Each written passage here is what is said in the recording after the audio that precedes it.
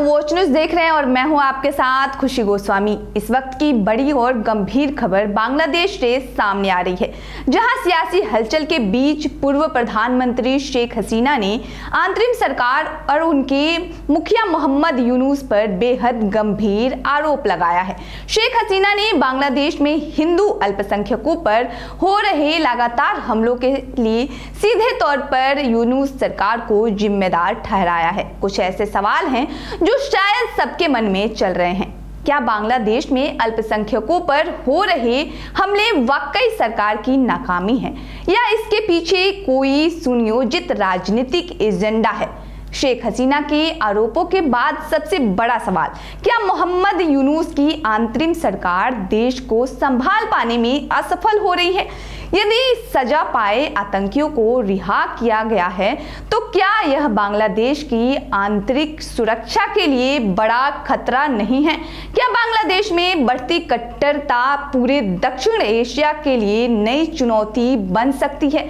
भारत विरोधी बयानबाजी से बांग्लादेश को आखिर क्या हासिल हो रहा है और क्या इससे दोनों देशों के रिश्ते और कमजोर नहीं हो रहे हैं?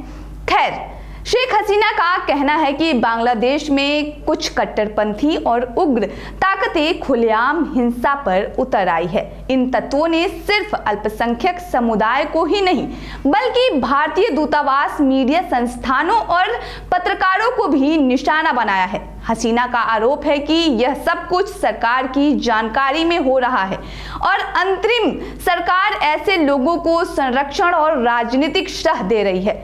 इतना ही नहीं, शेख हसीना ने दावा किया है कि यूनुस सरकार के कार्यकाल में सजा पाए आतंकियों को भी रिहा किया गया, जिससे देश में कानून व्यवस्था की स्थिति और ज्यादा खराब हो गई है। इनके मुताबिक इससे कट्टरपंथी ताकतों का मनोबल और बढ़ा है। ANI न्यूज एजेंसी को दिए गए एक मेल इंटरव्यू में शेख हसीना ने कहा कि बांग्लादेश में बढ़ रही भारत विरोधी भावना भी किसी स्वाभाविक प्रक्रिया का नतीजा नहीं है, बल्कि यह मौजूदा अंतरिम सरकार की नीतियों और बयानबाजी का परिणाम है।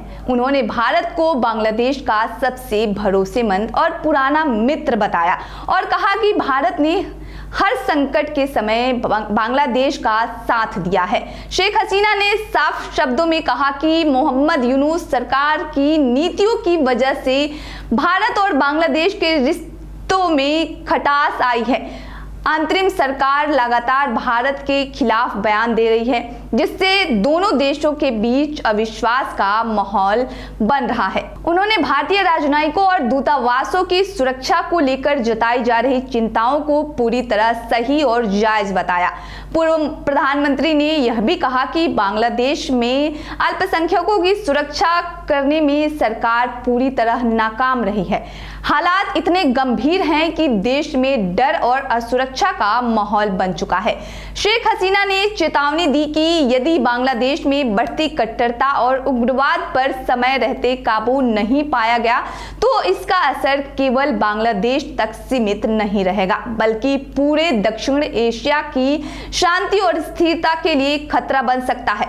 इन्हीं हालातों के बीच शेख हसीना ने यह भी स्पष्ट किया कि वह फिलहाल बांग्लादेश वापस नहीं लौटेंगे। उनका कहना है कि मौजूदा आंतरिक सरकार संवैधानिक रूप से वैध नहीं है और देश को गलत दिशा में ले जाया जा रहा है। शेख हसीना के इन बयानों को बांग्लादेश की राजनीति के साथ साथ भारत बांग्लादेश संबंधों के लिहाज से भी बेहद अहम माना जा रहा है।